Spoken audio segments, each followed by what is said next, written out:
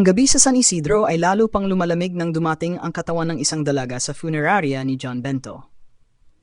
Ang biktima, nasa maang edad 20 ay natagpuang bugbog, sugatan at malinaw na biktima ng karahasan. Walang sino man ang nakakita sa nangyari at walang bakas ng salarin ang naiwan. Ang bayan ay tahimik na nabalot ng takot, galit at paggabigo. Ang kwento ng dalaga ay naging usap-usapan, ngunit para kay John, ang kanyang bangkay ay mas higit pa sa isang trahedya. Ito ay tila nagpapahiwatig ng isang bagay na mas malalim, isang sigaw ng tulong na hindi na maririnig ng iba. Habang inihahanda ni John ang katawan para sa pag-embalsamo, may bumalot na kilabot sa kanyang silid. Ang hangin ay tila naging mabigat at ang mga anino sa sulok ng silid ay gumalaw ng kakaiba. Sa bawat hawak niya sa bangkay, parang may malamig na daliring humahaplos sa kanyang balat. Ang lampara sa tabi ng mesa ay tila nagbaga, nagbibigay ng mahihinang liwanag na halos hindi sapat para itaboy ang dilim. Inumpisahan ni John ang proseso. Sinimulan niyang linisin ang dugo sa katawan ng dalaga. Nang hawakan niya ang mga sugat nito, biglang sumakit ang kanyang ulo ng maluba. Parang isang hampas na direktang tumama sa kanyang utak, napasigaw siya sa sakit. Sa isang iglap, nagdilim ang kanyang paningin. Nang magmulat siya, wala na siya sa funeraria. Ang kanyang paligid ay naging kakaiba, madilim, puno ng anino at may amoy ng takot. Nakita niya ang dalaga, buhay at tumatakbo sa eskinita.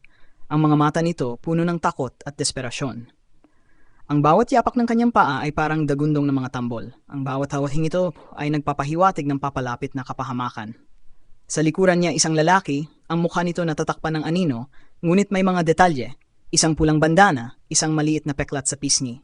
Nakatutok si John sa bawat galaw ng eksena, para bang isa siyang espiritu na nakatingin sa nakaraan. Nakita niya ang dalaga na pilit na tinatakasan ng lalaki, ngunit nahuli ito. Ang sigaw ng biktima ay tumusok sa kanyang pandinig, at ang buong eskinita ay napuno ng malamig na enerhiya ng takot at kalungkutan. Mula sa malayo, nakita ni John ang isang lumang bodega kung saan hinila ng lalaki ang dalaga. Bago siya muling mahila pabalik sa kasalukuyan, nakita niyang itinapon ng lalaki ang kanyang pulang bandana sa isang basurahan sa gilid ng bodega.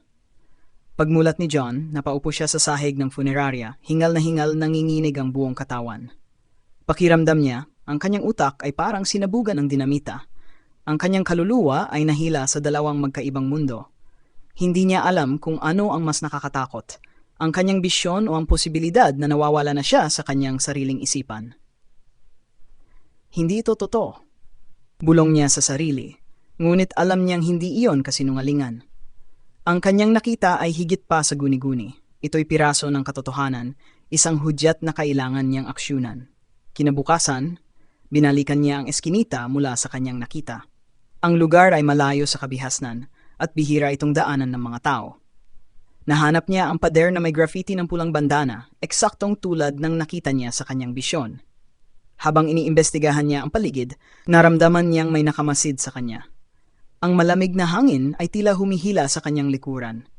Tumingin siya, ngunit walang tao. Sa bawat hakbang niya, parang may anino ng dalaga na sumusunod sa kanya. Muli siyang tinamaan ng sakit sa ulo, ngunit pilit niyang pinigilan ang sarili na maglaho sa isa pang bisyon. Ngunit kahit nakadilat siya, pumasok sa kanyang isipan ang mga imahe ng bodega. Nakita niyang muli ang lalaking may pulang bandana, ang itsura nito mas malinaw na ngayon. Naalala niya ang peklat nito sa pisngi, ang galaw ng kanyang mga kamay habang binubuksan ang pinto ng bodega. Ramdam ni John ang kanyang sariling puso na bumibilis sa kaba. Hindi niya maiwasang isipin kung paano niya nagagawa ito.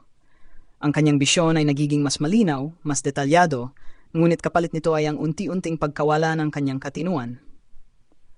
Pakiramdam niya, sa bawat pagpasok niya sa mga bisyon, isang bahagi ng kanyang pagkatao ang naiwan sa madilim na mundo ng mga patay.